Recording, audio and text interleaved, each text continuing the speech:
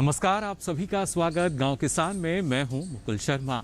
गांव किसान कार्यक्रम में लगातार आपको नई नई जानकारी हम देते हैं और इसके लिए कार्यक्रम में है 3 भाग। पहले हम बात करेंगे खेती किसानी की, उसके बाद बात होगी हमारा पशुधन की और आखिर में आपको दिखाएंगे एक कामयाब किसान की दास्तां। तो चलिए शुरुआत करते हैं कार्यक्रम की।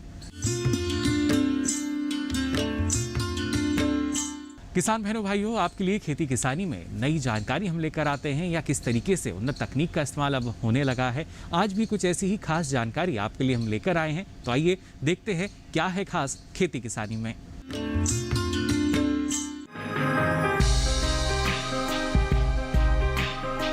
सिंघाड़ा एक नकदी फसल है।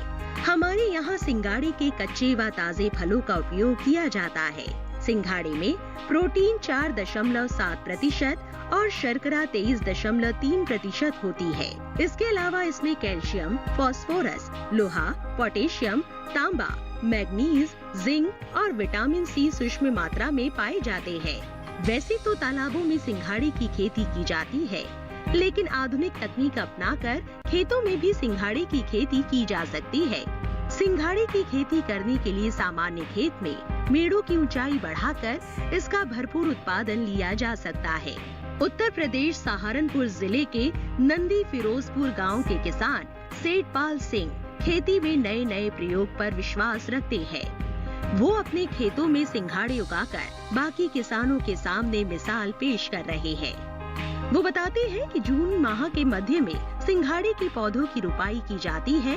साथ ही बेहतर पैदावार के लिए संतुलित उर्वरक का इस्तेमाल किया जाता है। रुपाई करते समय सेठपाल जी ने 2 पौधों के बीच उचित दूरी बनाई। कुछ समय बाद ये बेलें पूरे खेत में फैल जाती है। सेठपाल बताते हैं कि सिंघाड़े की फसल जून से दिसंबर के मध्य की फसल है। सेठपाल जी ने सिंघाड़े की पहली तुड़ाई सितंबर माह में ली थी। वो बताते हैं कि सिंघाड़े की फसल इतनी तेजी से तैयार होती है कि एक बार खेत की फसल तोड़ लेने के कुछ दिन बाद ही फिर फसल तैयार हो जाती है। ये प्लेन खेत है, 1 एकड़ खेत है हमारा ये। इसमें सिंघाड़े की खेती हम करते हैं। जनरली लोग बाग तालाब में, जोड़ में सिंघाड़े की खेती करते हैं, लेकिन हम इस प्लेन खेत में इसका जो प्रोसीजर है, जून मध्य में इसको केवल जैसे धान की रोपाई हम करते हैं, पडलिंग करते हैं उसको उसी तरीके से। और पडलिंग करने के बाद जो हमको रासायनिक फर्टिलाइज़र, जो संतुलित उर्वरक के माध्यम से हम देते हैं, उसमें हम केवल उसको डाल करके नीचे फिर इसमें बेल की रोपाई कर देते हैं। रोपाई लगभग 2 से 2.5 मीटर के मध्याह्न के अंतराल पे उसको हम रखते हैं दूरी। फिर ये सारा का सारा खेत हमारा जैसे आप देख रहे हैं पूरी तरीके से ऐसे बेल में भर जाता है।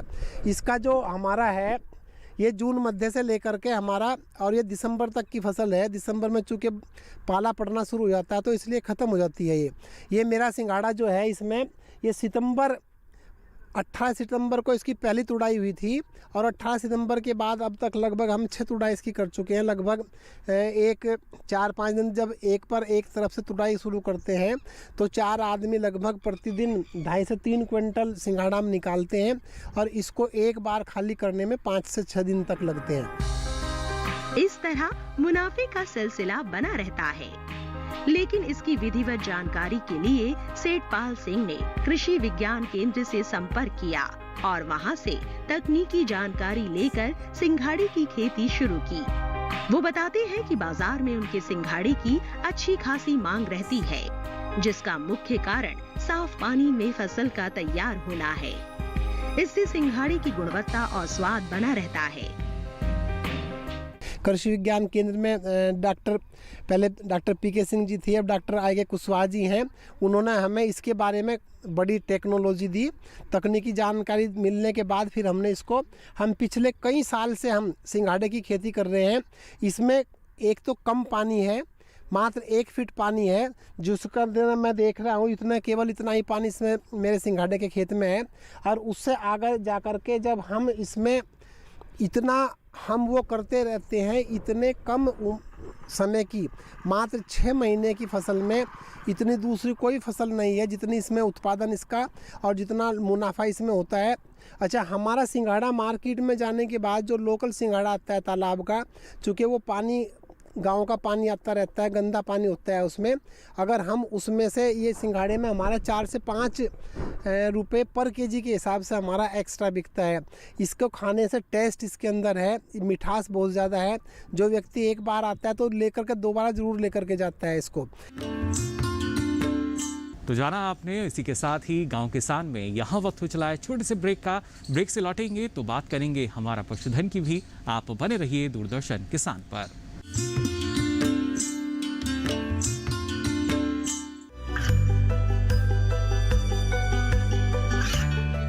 गांवों और पिछड़े क्षेत्रों में सरकारी योजनाओं की जानकारी पहुंचा।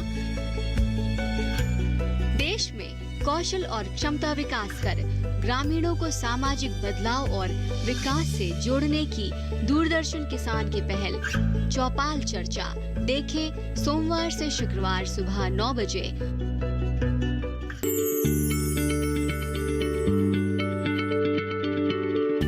क्या आप किसी बीमारी से परेशान हैं? चाहते हैं डॉक्टर की सलाह? तो हम हैं आपके साथ। बताएंगे आपको जीने की राह। समस्याएं आपकी, समाधान देश के मशहूर विशेषज्ञों के। घर बैठे बात करें देश के जाने माने डॉक्टरों से।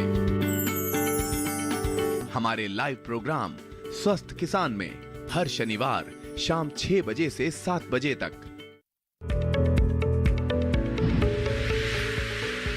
खुशहाल होंगे खेत, पशु रहेंगे स्वस्थ, सरकारी स्कीम का होगा लाभ। जब एक्सपर्ट्स का मिलेगा साथ, आपके सवाल विशेषज्ञों के जवाब, सिर्फ एक फोन कॉल की दूरी पर। देखिए किसानों का अपना प्रोग्राम हेलो किसान, सोमवार से शुक्रवार शाम 6 बजे से सिर्फ दूरदर्शन किसान पर।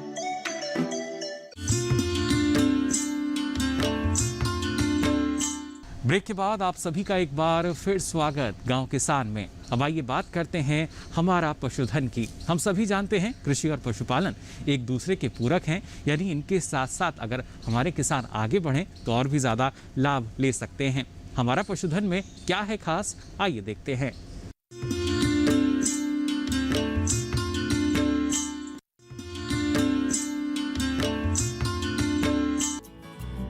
हमारे ग्रामीण क्षेत्रों में आज भी देसी गाय पालन करके पशुपालन में बेहतर मुनाफा कमाया जाता है। देसी गाय पालन में गिर गाय हर पशुपालक की पहली पसंद है। अर्धशुष्क जलवायु में कम लागत पर अधिक गिर गाय से अच्छा उत्पादन लिया जा सकता है। उभरा हुआ सिर, अर्धचंद्राकार सींग, लंबे घुमावदार कान, पूर्ण विकसित थन इस गाय की मुख्य विशेषता है। इसका नाम गुजरात के गिर वन से लिया गया है, जो कि इसका उद्गम स्थान है। गिर गाय मुख्य रूप से लाल रंग की होती है। लाल रंग लगभग 80% में पाया जाता है। गिर गाय राजस्थान में भी काफी लोकप्रिय हो रही है। इसकी क्या वजह है, आइए जानते हैं विशेषज्ञ की नजर से।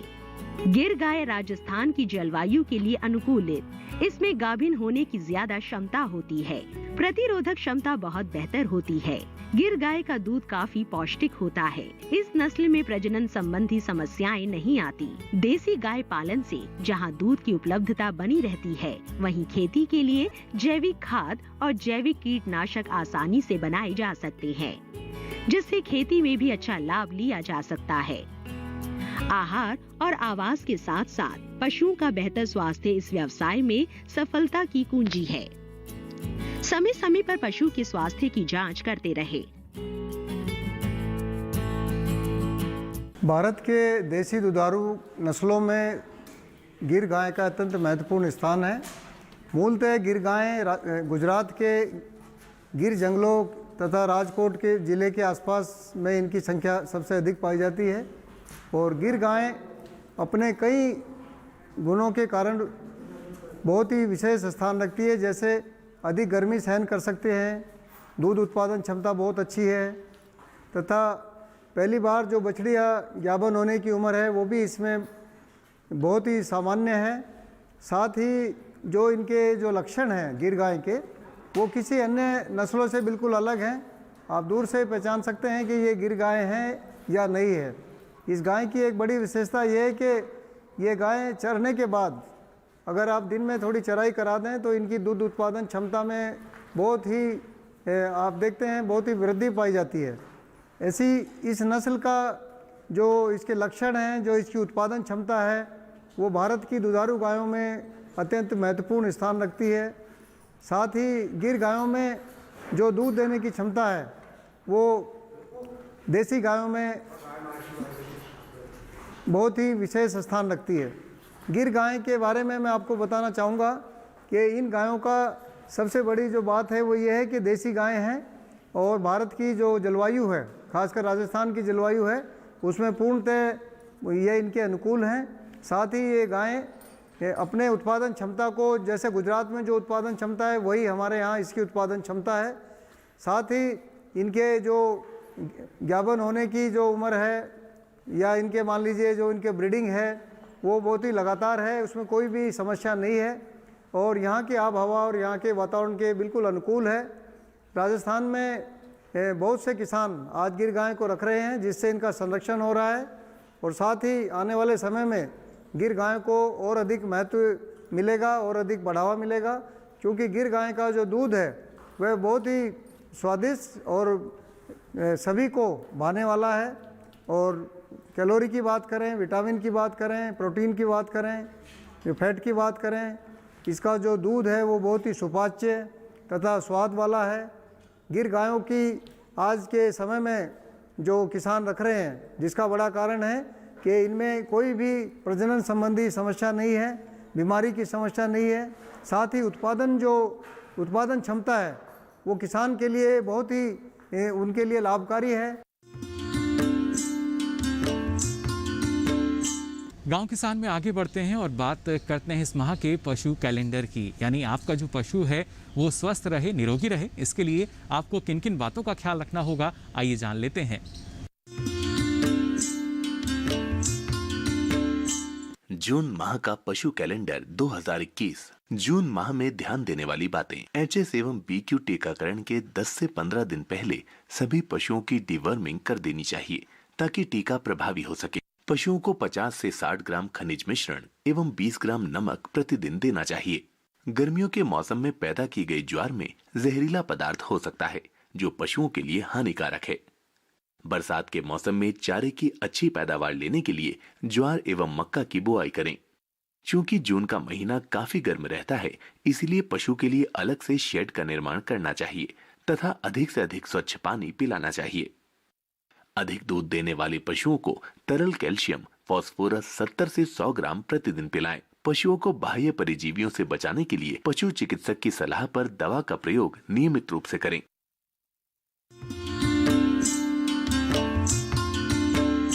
तो जाना आपने इस माह का पशुपालक कैलेंडर, किस तरह की सावधानी आपको बरतनी होगी। फिलहाल गांव किसान में यहाँ वक्त हो चला एक और छोटे से ब्रेक का। ब्रेक से लौटेंगे तो बात करेंगे कामयाब किसान की दास्तां की। आप देखते रहिए दूरदर्शन किसान।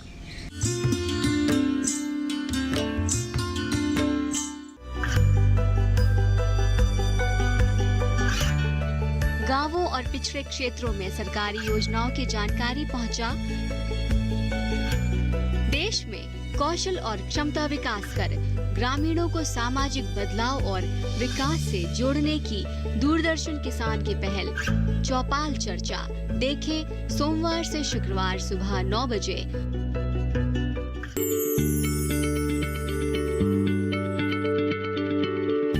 क्या आप किसी बीमारी से परेशान हैं? चाहते हैं डॉक्टर की सलाह? तो हम हैं आपके साथ। बताएंगे आपको जीने की राह। समस्याएं आपकी, समाधान देश के मशहूर विशेषज्ञों के। घर बैठे बात करें देश के जाने माने डॉक्टरों से। हमारे लाइव प्रोग्राम स्वस्थ किसान में हर शनिवार शाम 6 बजे से 7 बजे तक। खुशहाल होंगे खेत, पशु रहेंगे स्वस्थ, सरकारी स्कीम का होगा लाभ, जब एक्सपर्ट्स का मिलेगा साथ, आपके सवाल विशेषज्ञों के जवाब, सिर्फ एक फोन कॉल की दूरी पर। देखिए किसानों का अपना प्रोग्राम हेलो किसान, सोमवार से शुक्रवार शाम 6 बजे से सिर्फ दूरदर्शन किसान पर।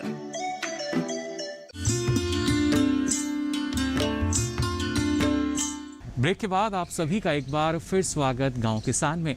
हम पहुंच चुके हैं हमारे आखिरी भाग, जिसमें आपको हम दिखाते हैं एक कामयाब किसान की दास्तान। जी हाँ, वो कामयाब किसान, वो सफल किसान जो कि अब प्रगतिशील किसानों की श्रेणी में आते हैं और दूसरे किसानों के लिए प्रेरणा का स्रोत बन चुके हैं। आज भी कुछ ऐसे ही हमारे खास किसान हैं जिनके बारे में हम आपको बताने जा रहे हैं। तो आइए देखते हैं इनकी कामयाबी की ये दास्तान।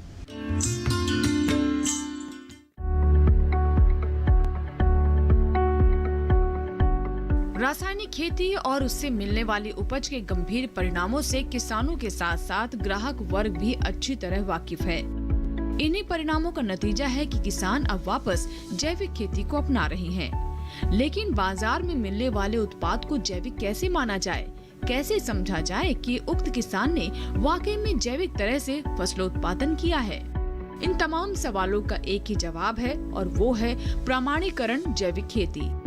उत्तर प्रदेश वाराणसी के टडिया गांव के किसान चंद्रशेखर रघुवंशी पिछले 7 साल से प्रमाणिक जैविक खेती कर रहे हैं और बेहतर मुनाफा भी कमा रहे हैं। क्या है ये प्रमाणीकरण जैविक खेती और किसान कैसे शुरू करें इसे, आइए समझते हैं विस्तार से। लहलहाते खेत हर किसान का लक्ष्य होता है। इसके लिए किसान हर संभव कोशिश करते हैं और ये भी चाहते हैं कि उनके खेत हमेशा ऐसे ही लहलहाते रहें। आजकल किसान जैविक खेती की तरफ रुख कर रहे हैं क्योंकि वो जानते हैं कि इसके परिणाम दूरगामी हैं। जैविक उर्वरकों का प्रयोग करने से मिट्टी की सेहत भी बनी रहती है और फसलों में भरपूर मात्रा में पोषक तत्व भी मौजूद रहते हैं। चंद्रशेखर जी पिछले कई सालों से प्रमाणीकरण जैविक खेती अपनाते आ रहे हैं। वो बताते हैं कि रसायनों के दुष्परिणामों ने कई किसानों को जैविक खेती की तरफ आकर्षित किया है। किसानों के अनुभव बताते हैं कि जैविक खेती से उत्पादन में किसी भी प्रकार की कमी नहीं आती, बल्कि उपज की गुणवत्ता बढ़ जाती है। बस इसके पीछे कुछ बातों का पालन करना जरूरी है, जैसे बीज बुआई से लेकर फसल तैयार होने तक रखें सावधानी। जैविक खेती के लिए ऐसे खेत का चयन करें जिसमें दूसरे खेत का पानी न आए। कृषि यंत्रों का इस्तेमाल करने से पहले उनकी सफाई करें। फसल कटाई के दौरान भी कृषि यंत्रों को साफ करके ही प्रयोग करें। इस बात का ध्यान रखें कि दूसरे खेत का अनाज न मिल पाए। जैविक प्रमाणिक खेती में हर पहलू का रखें ध्यान। आज के डेट में जो रसायन से खेती करते हैं, डाई यूरिया कीटनाशक डाल करके, मेरा जो है केवल जो है सनई ढैचा मैं लगाता हूँ, 50-55 दिन उसको जोत देता हूँ। बाद में फिर इसमें थोड़ा देसी गोबर के खाद डालता हूँ और हमारा फसल उतना अच्छा हो रहा है जितना कि डाई यूरिया देने वालों को होता है, बल्कि उससे हमारा अच्छा हो जा रहा है और कोई भी ज्यादातर कोई रोग नहीं लग रहा हमारे खेत में। रासायनिक खेती की तुलना में प्रमाणिक जैविक खेती में बुआई से लेकर भंडारण तक में काफी सावधानी रखनी होती है। इस तरह की खेती करने वाले किसान प्रमाणीकरण संस्थान से पंजीकृत होने चाहिए। इसीलिए उन्हें उस संस्थान के मापदंडों के हिसाब से ही खेती करनी होती है। इससे गुणवत्ता बनी रहती है और बाजार में उपज का सही दाम भी मिलता है। चंद्रशेखर बताते हैं कि इसके लिए खेती से पहले राज्य प्रमाणीकरण संस्था में रजिस्ट्रेशन कराना होता है। इसके बाद जब किसान फसल की बुआई करता है तो संस्था के द्वारा निरीक्षण किया जाता है। फसल कटाई के दौरान भी निरीक्षण किया जाता है। लैब में टेस्ट के बाद ही उपज को जैविक उत्पाद माना जाता है। धान की फसल में जैविक खेती करते हैं, गेहूं की जैविक खेती करते हैं, अरहर की जैविक खेती करते हैं। साथ साथ चना मटर भी हमारा जो है जैविक होता है। और जैविक खेती में हम देखें कि हमारा 7वां साल है, तो पहले 1-2 साल उत्पादन कम हुआ, लेकिन आज के डेट में जो रसायन से खेती करते हैं, डाई यूरिया कीटनाशक डाल करके, और हमारा फसल उतना अच्छा हो रहा है जितना कि डाई यूरिया देने वालों को होता है, बल्कि उससे हमारा अच्छा हो जा रहा है। और जैविक खेती करने के लिए कि आपको रजिस्ट्रेशन करना पड़ेगा।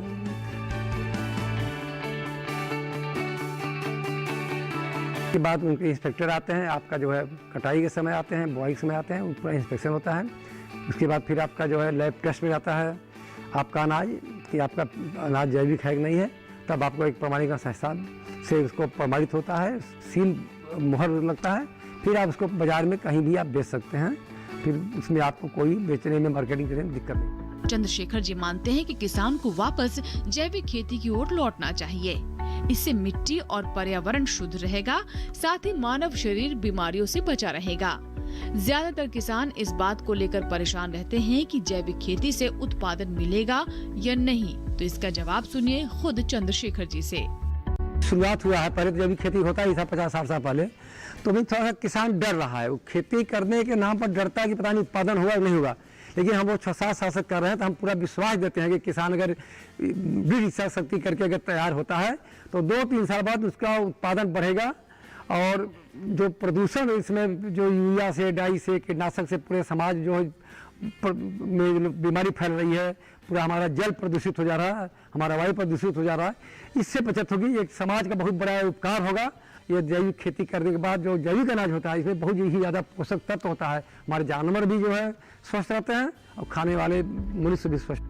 किसान जैविक खेती को अपनाने के लिए तरह तरह की मुश्किलों का सामना कर रहे हैं, लेकिन कभी कभी बाजार में उन्हें अपने उपज का उचित दाम नहीं मिल पाता, क्योंकि ग्राहक को जैविक और अजैविक उत्पाद में कोई अंतर नहीं समझ आता। ऐसी समस्या का समाधान है प्रमाणीकरण जैविक खेती, जो किसान को उसकी मेहनत का सही दाम अदा करने में सहायक है। हमें ऐसा खेत लेना है जिसमें दूसरे खेत का पानी नहीं आ सके। इसको हमको मेड़ को ऊंचा करना पड़ता है। फिर इसमें जो हम ट्रैक्टर यूज करते हैं और जो कृषि यंत्र यूज करते हैं, वह अगर दूसरे खेत पे चला हुआ तो उसकी पूरी सफाई करते हैं, धुलाई करते हैं, तब अपने खेत उसका यूज करते हैं। और जो हमारी फसल तैयार होती है तो कटाई के समय भी हम वही ध्यान देते हैं। कटाई में दूसरे के खेत का अनाज न हमारे खेत में मिल नहीं पावे। तो देखिए, आपने एक प्रगतिशील किसान की सफलता की एक कहानी। हम उम्मीद करते हैं कि आप भी ऐसे ही कृषि क्षेत्र में नित नई ऊंचाइयों को छूते रहें और दूसरे किसानों के लिए प्रेरणा का स्रोत बन सकें। फिलहाल आज के लिए गांव किसान में बस इतना ही, लेकिन चलते चलते आपको बता दें, आप हमसे YouTube के माध्यम से भी जुड़ सकते हैं। इसके लिए आप हमारा QR कोड स्कैन कर सकते हैं। साथ ही YouTube पर जाकर आप गांव किसान के प्रसारित हो चुके कार्यक्रम भी देख सकते हैं। कृषि संबंधित नई जानकारी लेकर फिर होंगे हाजिर। तब तक के लिए दीजिए इजाजत। नमस्कार।